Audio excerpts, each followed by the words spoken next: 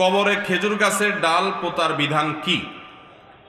মৃত মানুষকে কবরে দাফন করার পর তার কবরে ডাল পুঁতে রাখা যেতে পারে, বিভিন্ন হাদিস দ্বারা প্রমাণিত। নবী করিম সাল্লাল্লাহু আলাইহি সাল্লাম দুই ব্যক্তির কবরের পাশ দিয়ে যাচ্ছিলেন, তাদের কবরে আযাব হচ্ছিল, তিনি ওহীর মারফত জানতে পারলেন। তখন তিনি একটা খেজুরের ডাল আনতে বললেন, আনার পর সেটা ভেঙে তাদের কবরে তিনি পুঁতে দিলেন। এবং কোন কোন সাহাবী তার মৃত্যুর আগে ওসিয়ত করে গেছেন ডাল পোতার কথা। এই জন্য আমাদের মৃত মানুষদেরকে দাফন করার পর তাদের কবরে যদি আমরা ডাল পুঁতে রাখি, তাহলে ইনশাআল্লাহ বিইذনিল্লাহ এই হাদিসের উপর আমল হবে।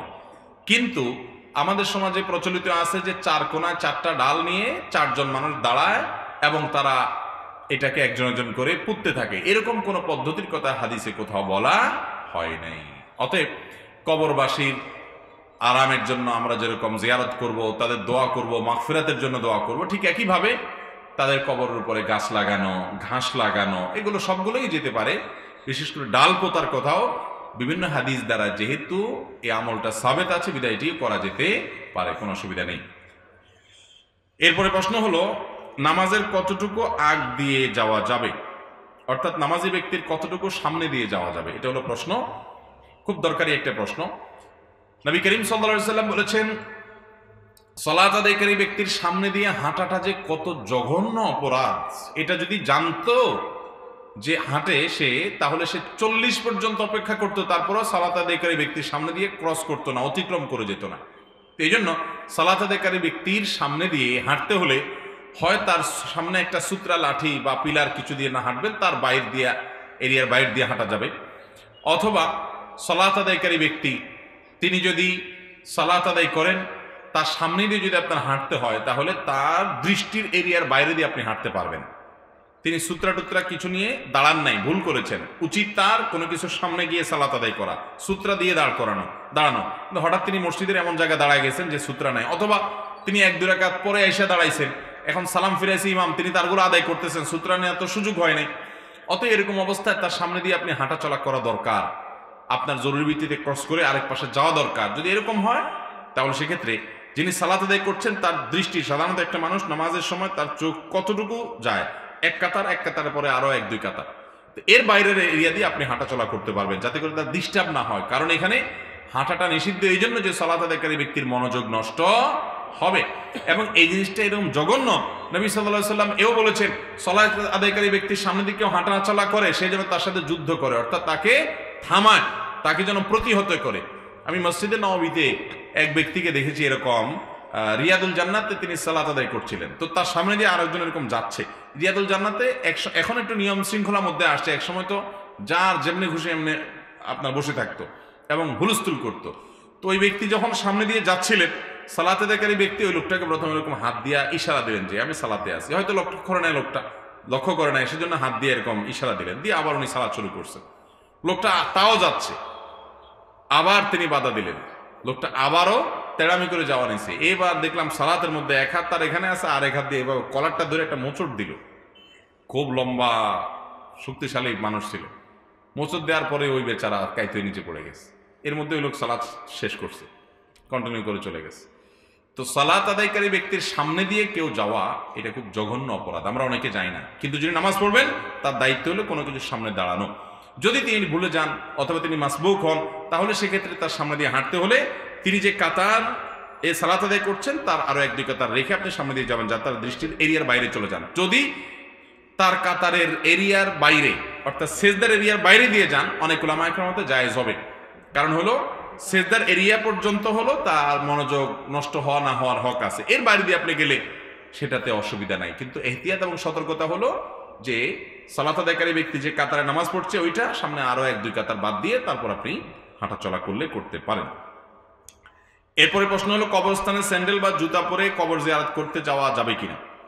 কবরস্থানে যখন আমরা প্রবেশ করব, বিশেষ করে কবরের উপরে যখন আমরা যাব কোনো প্রয়োজনে, তখন আমরা জুতা স্যান্ডেল পরে গেলে হারাম হবে না, নাজায়েজ বা গুনাহ হবে না। তবে জমহুর উলামা ইকরামের মতে কবরস্থানে জুতা খুলে প্রবেশ করাটা সুন্নাহ। জুতা খুলে প্রবেশ করাটা কি সুন্নাহ, এটা হলো বেশিরভাগ উলামা ইকরামের মত। এটা ভালো, কবরস্থানে ঢোকার সময় জুতা খুলে প্রবেশ করতে পারলে।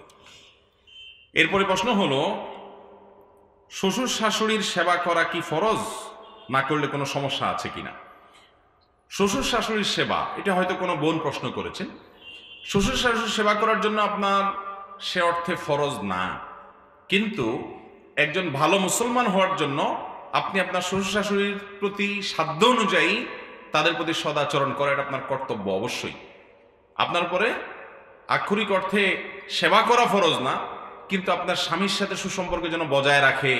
তাছাড়া তারা বয়সে বড়, বাবার বয়সী, মায়ের বয়সী, বড়দেরকে সম্মান না করলে, তাদেরকে অসম্মান করলে, তাদের অযত্ন অবহেলা করলে, অসম্মান করলে, সেটা কোনো ভালো দিনদার মানুষের কাজ হতে পারে না। সেই জায়গা থেকে আপনি তাদের সাধ্য অনুযায়ী তাদের পাশে দাঁড়াবার চেষ্টা করবেন, তাদের সম্মান করবেন, ইজ্জত করবেন, তাদের প্রতি ভদ্রতা, সৌজন্যতা, সিনিয়র হিসাবে, বয়স্ক হিসাবে বাপমার মতো করে ইজ্জত আপনাকে করতে হবে। সাধ্য অনুযায়ী সেবাও করবেন, এই জন্য যে আপনার স্বামী আপনার জন্য অনেক কিছু করছে, আপনার সংসার উন্নতির জন্য করছে, আপনার ছেলেমেয়ের উন্নতির জন্য করছে, এমন অনেক কিছু করছে যেটা তার জন্য আবশ্যক না।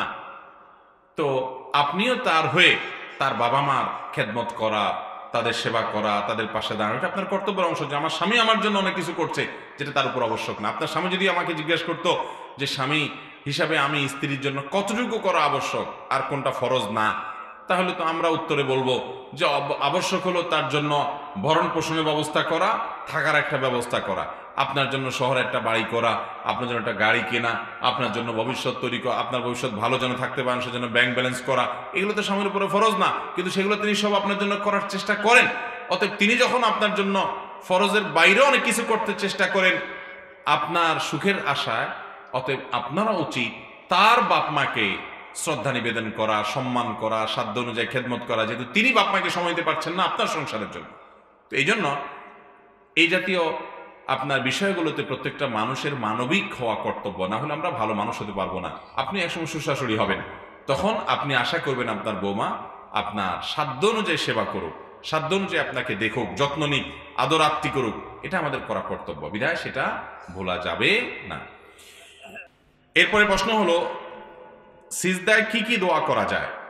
সিজদায় আমরা কোন কোন দোয়া পড়বো? সিজদার মধ্যে আমরা পড়বো সুবহান রাব্বিয়াল আলা, এটা তো আমরা জানি। সুবহান রাব্বিয়াল আলা ছাড়া সিজদা পড়ার জন্য আরো তাসবিহ আছে, জানেন আপনারা? কে জানেন বলেন?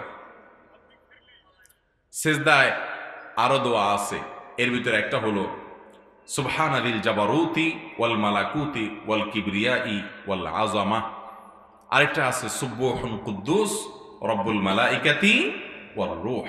নবী করিম সাল্লাল্লাহু আলাইহি ওয়াসাল্লাম সিজদায় বিভিন্ন রকমের তাসবিহ পাঠ করতেন। আমাদের মুশকিল হলো ছোটবেলায় একটা শিখছি আর এর বাইরে আর কিছু আমরা জানি না, অথচ বেশ কয়েক রকমের তাসবিহ নবী সাল্লাল্লাহু আলাইহি ওয়াসাল্লাম পড়তেন।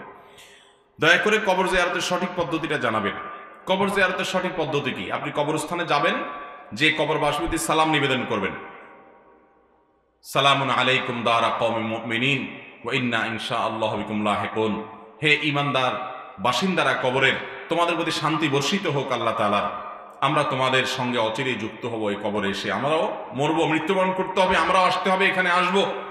কবরবাসীকে সালাম নিবেদন করবেন, আসসালামু আলাইকুম ইয়া আহলাল কবর। এটাও বিভিন্ন রিওয়ায়াতে আছে। কয়েক রকমের দোয়া আছে কবর জিয়ারতের, যে সে সালাম নিবেদন করবেন, কবরবাসীর জন্য শান্তির দোয়া করবেন। এটাই হলো মূলত কবর জিয়ারত, সাক্ষাৎ করা এবং দোয়া নিবেদন করা।